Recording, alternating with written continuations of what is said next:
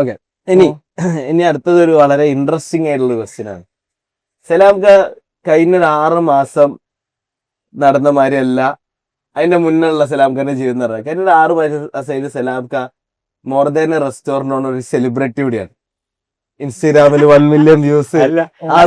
അല്ലല്ല, ആൾക്കാര് കുറെ അതാ ചോദിക്കുന്നേ. ആൾക്കാര് കുറെ അധികം സലാംഖാനെ തിരിച്ചറിയാൻ തുടങ്ങിയത് എനിക്ക് തോന്നുന്നു കഴിഞ്ഞ ഒരു 6 മാസം അല്ലേ, കഴിഞ്ഞ 3 മാസം അല്ലേ, കമ്മ്യൂണിറ്റിയിൽ കയറിയത് മുതലാണ് നമ്മൾ ആ വീഡിയോസും കാര്യങ്ങളും. ആ ഒരു വീഡിയോ അല്ലേ വെറുതെ ജിമ്മിൽ വന്നേരോ വെറുതെ സലാംക്ക ഞാൻ വെറുതെ വീഡിയോ എടുക്കട്ടെ എന്ന് പറഞ്ഞിട്ട് അത് മുതൽ അപ്പൊ ഒരു 3 മാസം, അതായത് കമ്മ്യൂണിറ്റി തുടങ്ങിയത് മുതൽ സലാംക്ക എയറിലാണ്. സോ ആ ജീവിതവും ഈ കഴിഞ്ഞ 3 മാസം ജീവിതവും അതിന്റെ മുന്നത്തെ ജീവിതം തമ്മിൽ സലാംഖാന്റെ ഡിഫറൻസ്, അതിന് നല്ലതും ചീത്തയും പറയണം. അതിന് ചീത്തൊന്നുമില്ല. ചീത്ത എന്താ എന്നാലും ഉണ്ടാവല്ലോ പ്രൈവസി, ആൾക്കാരെ എവിടെ അതിലെന്താന്ന് അറിയോ, ചീത്തല്ല.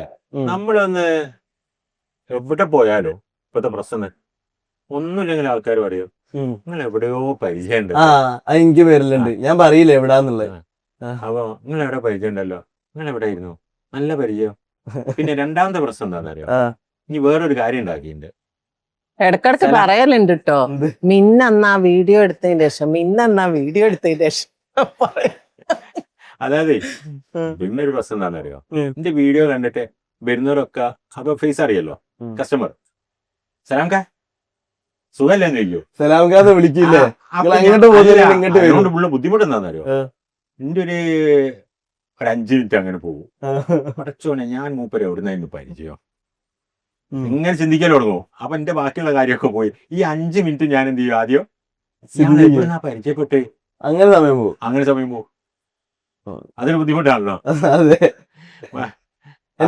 നല്ലത് എന്തൊക്കെയാണ് അതിന്റെ അതുകൊണ്ട് നിങ്ങൾക്ക് ഉണ്ടായ ഗുണങ്ങൾ?